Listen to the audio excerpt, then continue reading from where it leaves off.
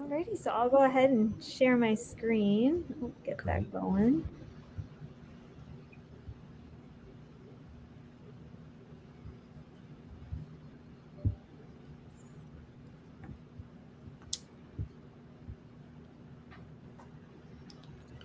All right.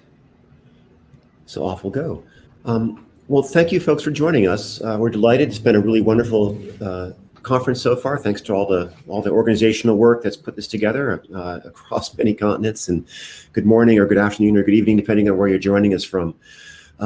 My name is John Cusick. I'm part of the UN SDG team at Bridgewater State University, and we're here to share some of our experience over the past 3 years with this program, which is really a kind of self-funded grant from the university trying to foster interdisciplinary learning, research and teaching at Bridgewater. And I'll give you a couple words about Bridgewater itself before we introduce the whole team, and then talk us through our experience over the past several years. We'll try to wrap this up within about 30 minutes of presentation to leave some time for conversation.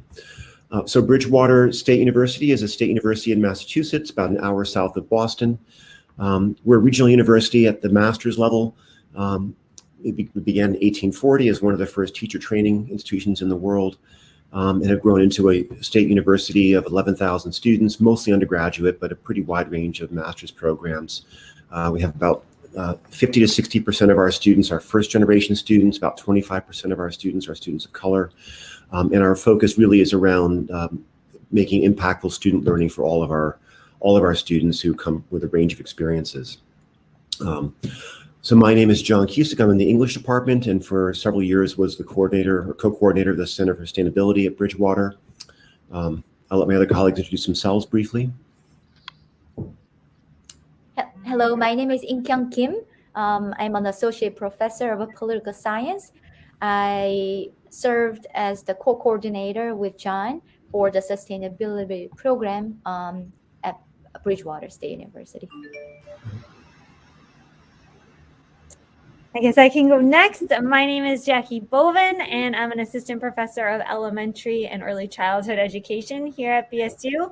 And my area of specialization is in multicultural and anti-racist education. And greetings, everyone. My name is Ed Brush. I'm in the chemistry department where I teach and do research related to organic chemistry, green and sustainable chemistry, and of course the UN SDGs, which is what we're all here to learn about and what we're going to be hearing about a lot more.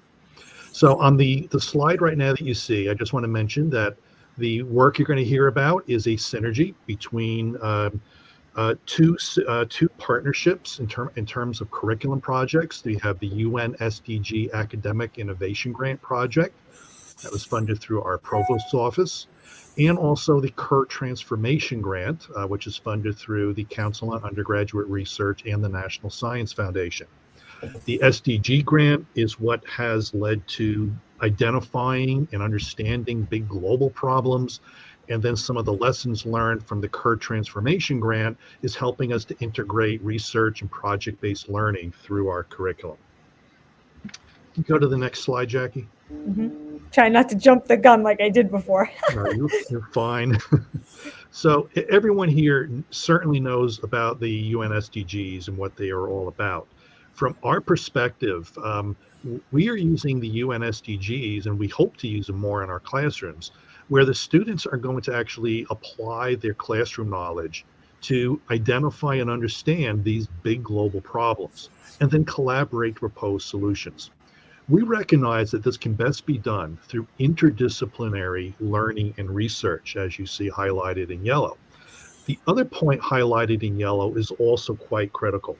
In order to make these connections across multiple disciplines, the UN SDGs are providing that real-world context and connections that are helping us to do that.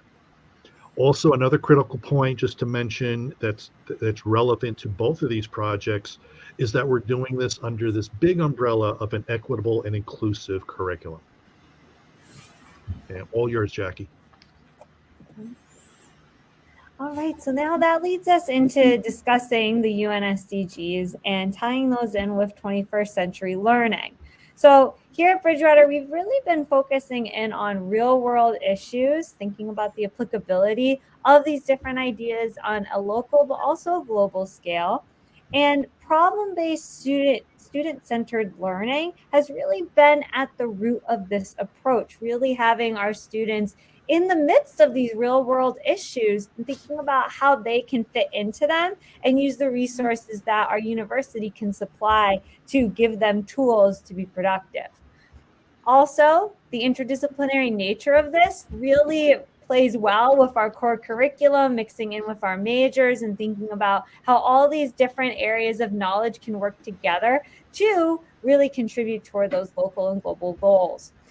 Also, teamwork is inherently a part of this. Teamwork being our faculty working with students as well as students working with students. So it's really a partnership on all levels. And finally, long-term research. We've had some really great opportunities as faculty to get to work with students on research projects, but also help spur some student-centered research projects that we're going to be able to talk about in a little bit. I'd also like to really highlight that our university has tried to implement a multifaceted initiative. So a multifaceted university initiative, which really has 4 components. We have undergraduate research, our core curriculum, the campus awareness that we really uphold, and faculty development.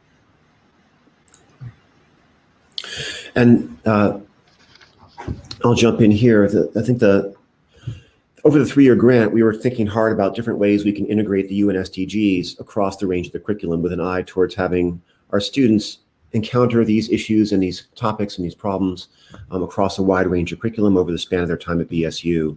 And I think this is I'm not going to talk you through the details of the document. It's pretty complicated. But the point is that we've had lots of conversations with lots of constituents and lots of different programs at Bridgewater, all under the rubric of trying to really enhance student learning and to weave together what's often for students a fragmented experience into something that feels coherent and whole and really is organized around those kind of 21st century learning skills that Jackie was talking about a moment ago. And so we're talking about what happens in a student's first year at Bridgewater and thinking about projects around the first year seminars that students have when they enter Bridgewater. We're talking about the second year seminars in the core curriculum where students, before they take a major, need to kind of go widely, and how do we build an experience as kind of a cap for that? And how do we get them thinking about undergraduate research not at the senior year, but early on in their work? And we have some great programs in undergraduate research at Bridgewater that foster that work early on. The mid-year symposium geared towards first and second year students, STARS symposium for students across the board, and how do we integrate the UN SDGs to help students see how these things are part of a larger project, a larger goal. Then exploring partnerships with study abroad and global studies and thinking about how we can integrate work with those offices and thinking about students who transfer into Bridgewater. Many of our students come in after doing their first 2 years at community college, and how can they learn about undergraduate research and service learning and other projects. And then finally, how can we build the UN SDGs into a senior capstone? And we're thinking about different models for having students engage in research with faculty that's seen as part of a larger project with a global focus on these real-world issues and tying our really kind of flagship undergraduate research experiences into this broader network. So the upshot is there are lots of conversations to be had, and the more conversations you have, the more you get a sense of what's going to stick, what's going to work, what might not work, and how these various kind of initiatives are going to take root at the university. So I got the next slide, Jackie. To implement these great ideas, we wanted to know where our community stands in terms of understanding of UN SDGs. So our our academic innovation grant team conducted this baseline survey in spring 2019, and we invited total number of 507 responses, including students, faculty, and staff members around the campus. And then we asked, have you participated or taught a BSU course related to SDGs? And we found only less than 30% of students and faculty have been using UN SDGs. About research, same similar degrees.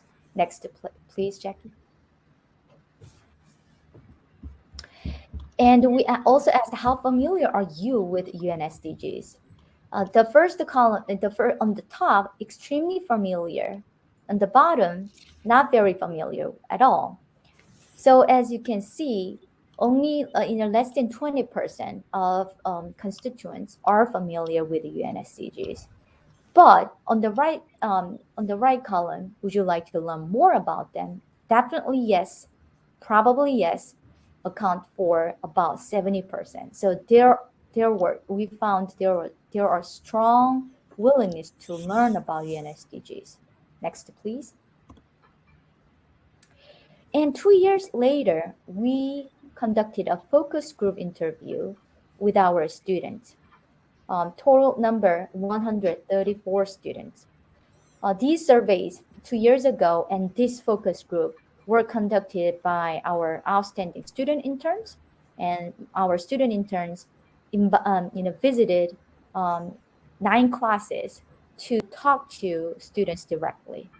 As you can see, after 2 years, much more students are aware of UN SDGs.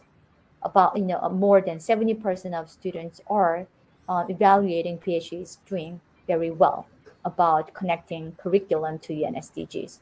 However, in terms of the undergraduate research, we still have a lot of things to do, because about 40% of the students are not familiar with undergraduate research at PhD at all. So we need to strengthen our undergraduate research around UN SDGs much more.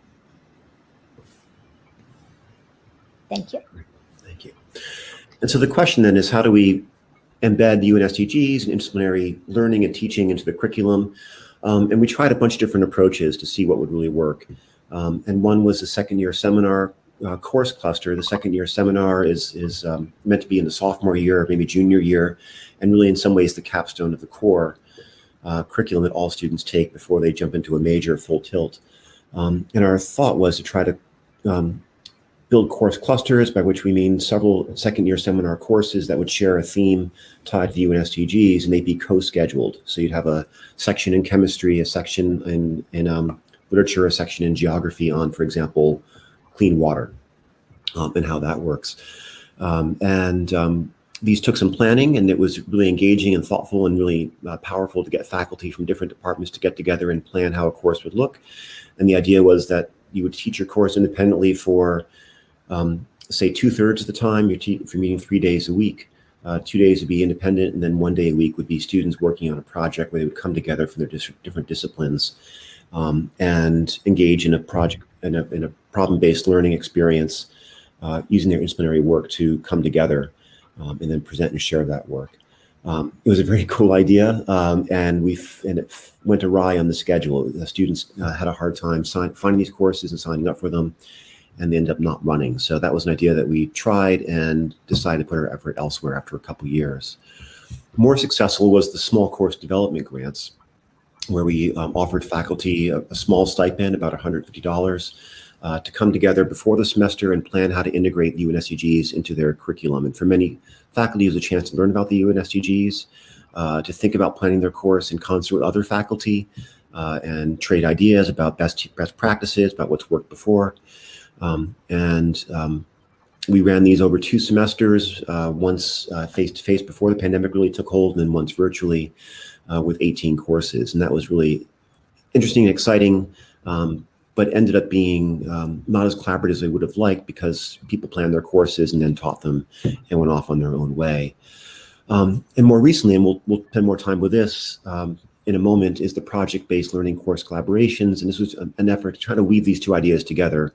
A more collaborative process where faculty were committing to work with other faculty in some capacity, but a much looser, more open-ended framework where faculty could figure out how to make those connections among themselves. And we piloted that in the spring of 2021 with 16 courses and a bunch of presentations. And that seems to be really promising. So I'll turn things over to Ed to talk more about those. Thank you very much, John. And Jackie, we can get to the next slide. Okay, so I'm going to tell you a little bit more about this this model. As John indicated, we've been looking at several models for interdisciplinary learning and research, and right now we're investigating project-based learning course collaborations. This model has some similarities to the COIL model, for those of you who are familiar with COIL, for international learning. And I like their graphics so much that I've actually borrowed their design here. So thank you very much, COIL.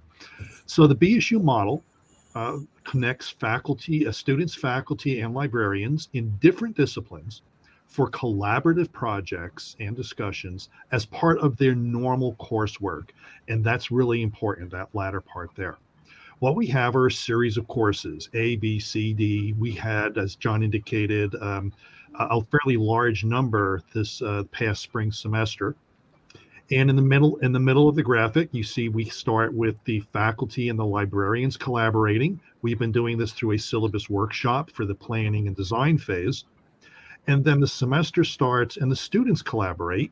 And they do this through project-based learning in the classroom, integrated into the course, and also giving a presentation at the end of the semester. And the end of our spring semester, we have our STARS, Undergraduate Research Symposium, which is a campus-wide event. So we chose for this pilot of the PBLCC a central topic of environmental justice that students in all of these courses would be investigating. The disciplinary lens for how that would be investigated was left up to the department or the course in which the course was being, the department and the faculty member for whose course that the students were involved in. The important point here, again, are the UN SDGs, because they are providing the context and also the connections between the different disciplines. And you'll notice that the red arrow for the context is going into each of those boxes to connect those courses, which is absolutely critical here. Now, one big difference is the way our campus describes team teaching. This is very different from team teaching in that the students get full credit and also the faculty get full workload credit. And that this work is part of the normal coursework. It is not added on top of the work they are doing. Okay, so how did we do? Jackie, next slide. So let's go through our checks. Did we have faculty collaboration? Absolutely. We started with 16 courses, 7 different departments across 3 academic colleges. So we got the interdisciplinary connections we were seeking. Did we have student collaboration? Yes, we did, through project-based learning. And we had 99 presentations, individual or small group, that focused on the PBLCC topic. Okay, now what? What's going to happen next? So John outlined some of our detailed thoughts on a graphic a little bit earlier, and a little bit later in our presentation, Jackie and Ink Young are going to talk about our UN SDG Scholars Program, which we piloted this past summer for interdisciplinary team research. So it's critical here that the students are taking an active role in identifying a problem, understanding the problem, and also proposing potential solutions through the courses, and doing it from a learning perspective along with the faculty member in their course. So it is a team approach all the way. And we've been doing a lot of assessment. So I've outlined here 4 key points taken from the post-course, the pre and post-course surveys in this past spring. Do the students understand and can they apply the UN SDGs? Do they have a better understanding of environmental justice issues? Do they value group projects to understand and solve big problems? And very important, do the students understand the value of their classroom knowledge to understand and solve global problems? And we believe we're seeing significant learning gains across the board. We're running this PBLCC again in the fall semester, and we're hoping to have additional data to further back this up as we move forward with these initiatives. And I'll turn this over to Ink Young again. As we mentioned, one of the key features of this interdisciplinary collaboration is teamwork. How can we promote teamwork? How can we identify potential collaborators from the perspective of students and from the perspective of faculty? To help faculty and students to find, right collaborators for a certain topic, our team developed faculty research inventory. Student interns for 3 years, they have visited the departmental websites, and they have collected information. This is one example of myself, faculty member name, department, college, and areas of scholarship, and what kind of UNSDGs would be relevant to these areas of scholarship. We will publish this the inventory soon. Once it is published, students will be much more accessible to the information about who's teaching, who's researching on what topics. If I'm interested in a certain UNSCG, who should I reach out to, ask for more collaboration and mentorship. Thank you. What a fabulous tool that will be. And as we talk about faculty coming together for a shared purpose, we did that just this summer, where Ink Young and I, along with our colleague, Heather Pacheco-Guffrey, the three of us were the faculty mentors for the UN SDG Summer Scholars Programs. This was our inaugural year of this program. We hope it can continue because we thought it was a great success. It was a gateway undergraduate research experience geared to underserved students, and 13 students worked in 3 interdisciplinary teams. And on that team, they picked out an environmental justice topic, and they built a case study of research and information. And they did this with the guidance and support of a faculty mentor. So each of us had our quote unquote teams that we worked with. We also had an initial survey that we made available to gauge their areas of interest when it came to the UN SDGs, and trying to also get a sense of what their preconceptions were in this regard. The scholars completed asset maps, which is a way of taking inventory of your strengths and areas of growth personally, and thinking about their backgrounds as well, what experiences they have, what backgrounds in terms of their family and upbringing could influence their biases and perspectives. And that activity really allowed them to learn more about themselves and each other. Faculty mentors also provided weekly task charts to guide the objectives. We thought that this was a helpful way to scaffold how students would go about really putting together a case study for the first time with very little research experience. So having these charts helped guide them to smaller to-do lists that they could support each other on, with different milestone markers, so that weekly we would have a check-in meeting to ensure that they were staying on track with their tasks with those charts. And scholars presented their Google slide, their sites to faculty at an end of program conference that we had. And we had great turnout across Bridgewater State. And it was also a wonderful opportunity for different offices to come and visit. For example, the Office of Undergraduate Research, we had study abroad, many different supports on campus came to share how these students can really continue this research-driven trajectory that they're on. Finally, we had a post-survey in which we shared insights about new understandings and connections to their majors, so that we could learn more about what they were taking away from this experience and their trajectories moving forward. Anything else on this slide, Ink Young, that you want to add? No, thank you. Beautiful. Great.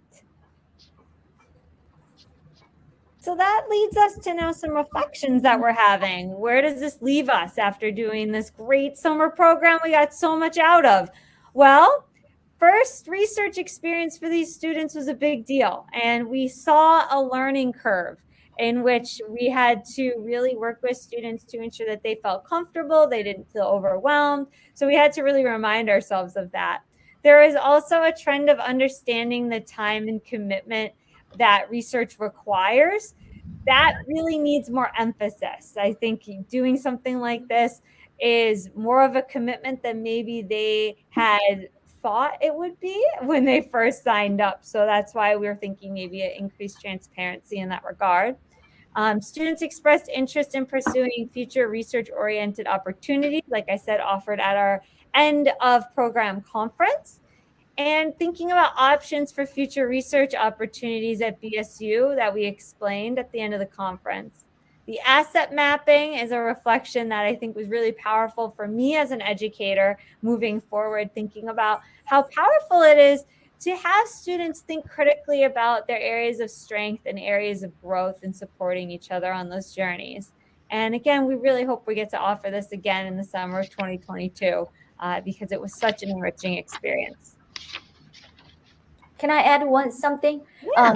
One of 13 student participants got offered to attend another summer research opportunities around the UN SDGs, and then he is starting this semester as an intern for the United Nations Association of Greater Boston in this semester, and then he emailed us how grateful the opportunities of this summer UN SDG scholar was. It was a great stepstone for him to expand his interests into UN SDGs. That's fabulous. So proud of him.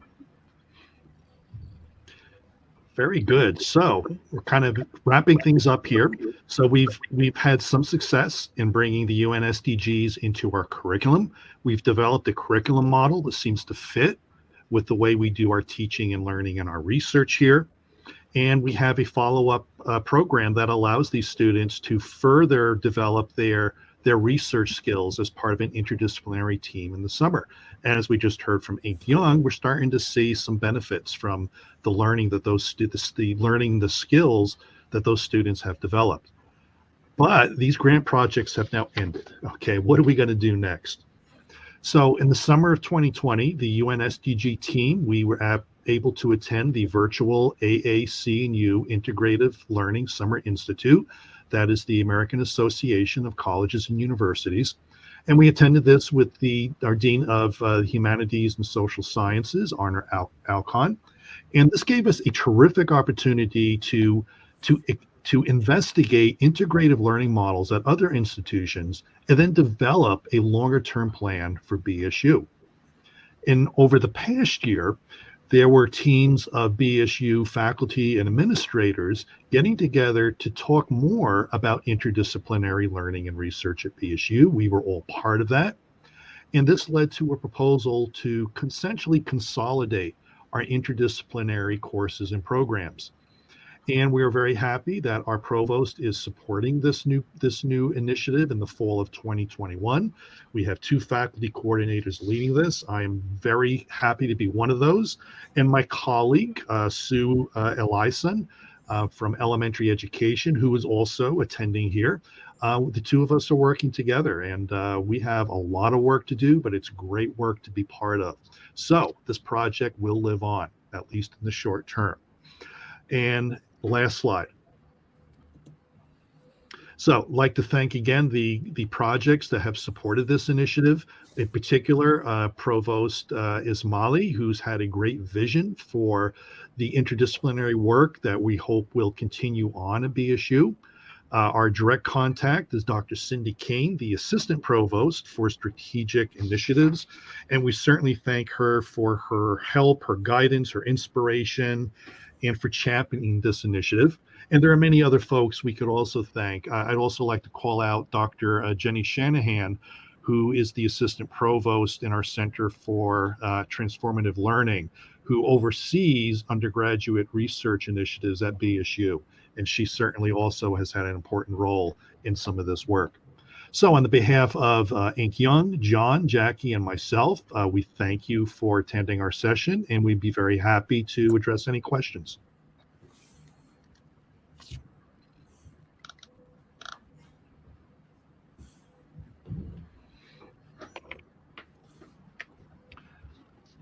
So feel free to put your questions into the chat box. Looks like we've got about just under 15 minutes.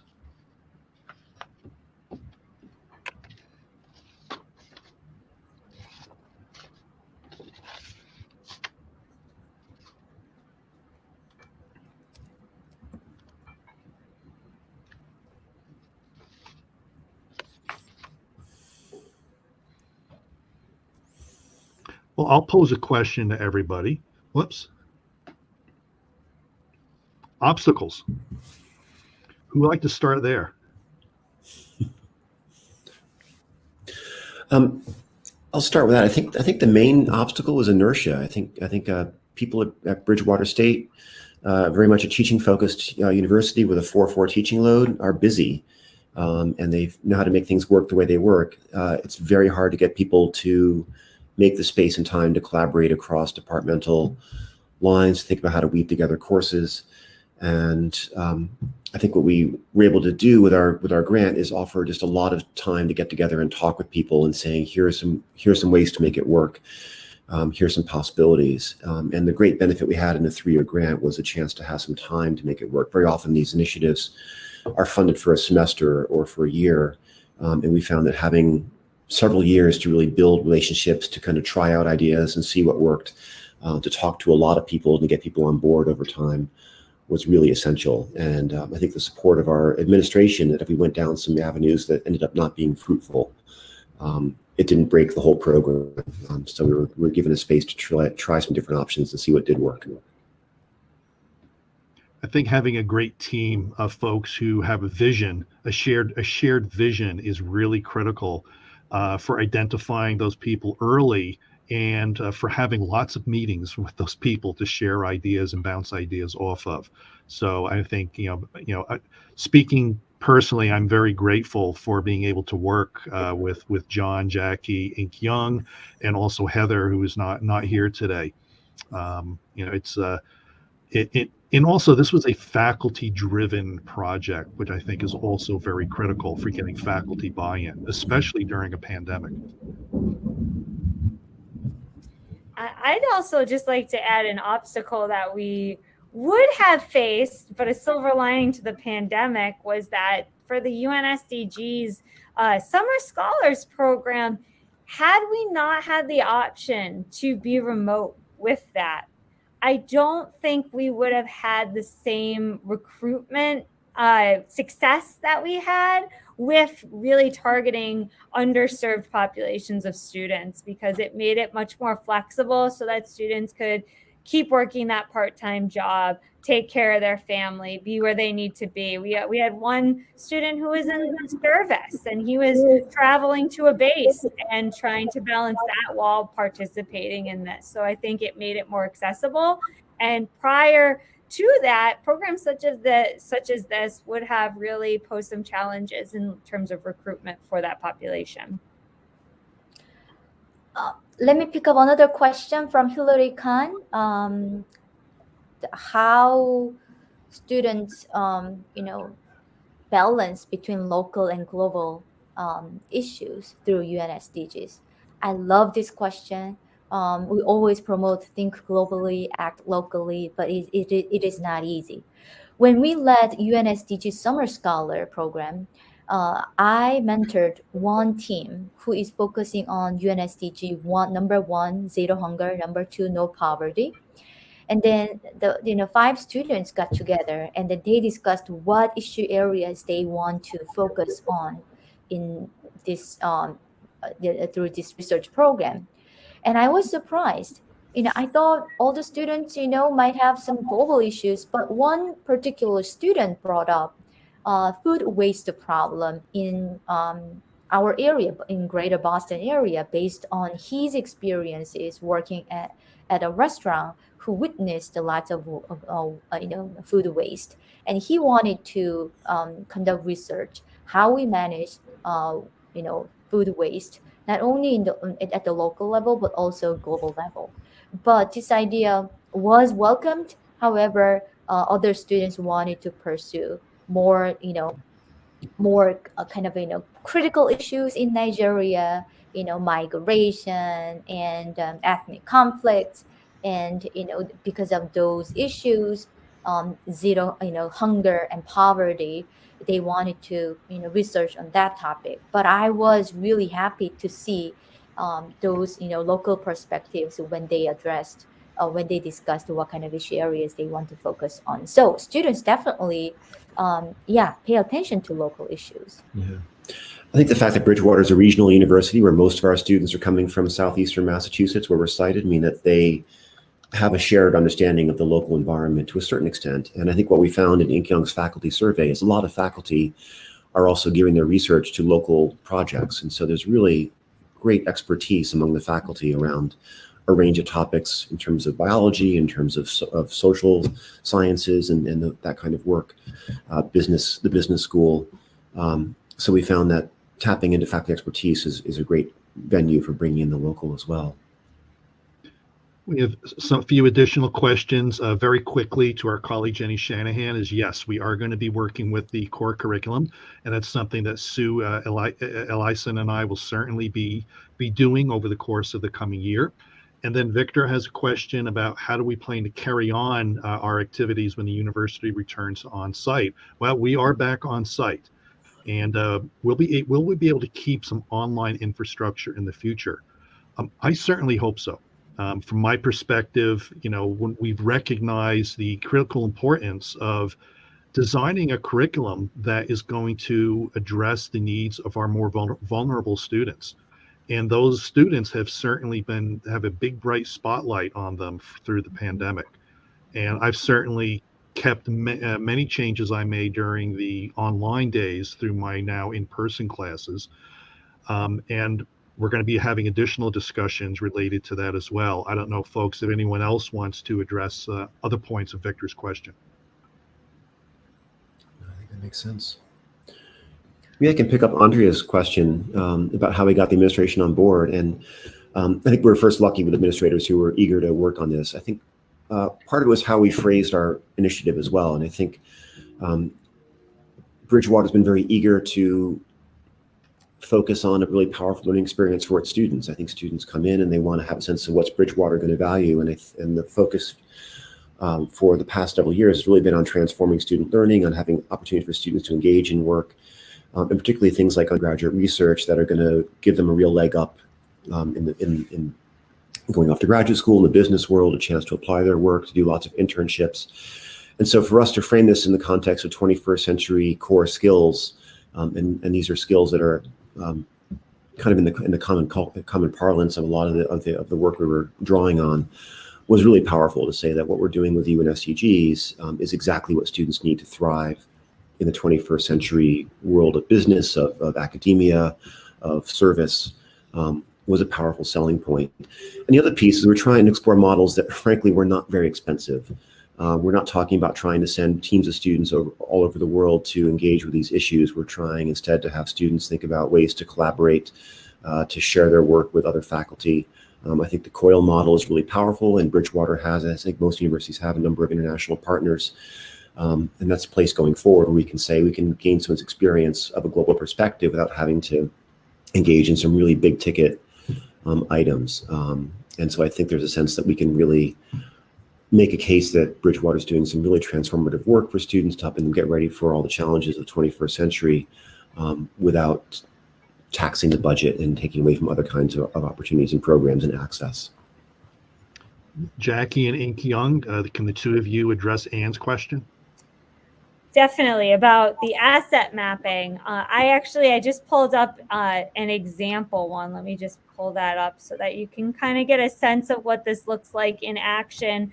So on this screen, you should be able to see a sample asset map. So the student writes their name in the middle, and that then branches out into a web to look at different aspects of someone's identity. So from personal background and culture, that looks into languages, ethnicity, religion, etc. Then you have things like, what are you involved in for extracurriculars, all the way over to just relevant experiences that might connect to the UN SDG that is of focus for the case study. So this is what we used in our Summer Scholars program to help students really do some deep internal introspective digging into their strengths and areas of growth to share with others as well. And we made a slideshow so that they could each make a slide with their maps, and then their teammates could see each other's maps and get a sense of each other's areas of strength and areas of growth, so that when they were coming up with their to-do list for the week that we gave them and figuring out who's going to do what, we had two columns. One for the leader, someone who could do this because it capitalizes on their strengths, and someone who was the learner, who was paired with that person. And this was up for discussion amongst the group members of who wanted to be leader and who wanted to be learner on certain tasks, so that they looked at their asset maps and they said, that task really would fit and play well to my strengths. I'm going to be the leader on that one. Or that task really is not highlighting my strengths at all. It's an area that I need to work on, but I know someone else in my group is really good at this, so I'm going to be the learner. And then maybe they can give me some tips so that I can try my hand at it here and there, but not necessarily be the one that's overtaking it. So I hope that gives a little bit more background. In-kyung, is there anything else that you'd like to add about the asset mapping? Collaboration is not easy. And, ice breaking always, it's awkward. But Right. starting with this asset map was a great plus for the teamwork. So I strongly recommend you try on. Thank you. And if you look that up through Worcester Polytechnic Institute, they're doing great work on that. And we learned about this through that AAC&U Integrative Learning Summer Institute. If you have any chance to be part of that Summer Institute, do it. It was absolutely fantastic. Closing remarks, team? Just thank you for your time, and we hope you enjoy the rest of the conference. Yeah, thank you.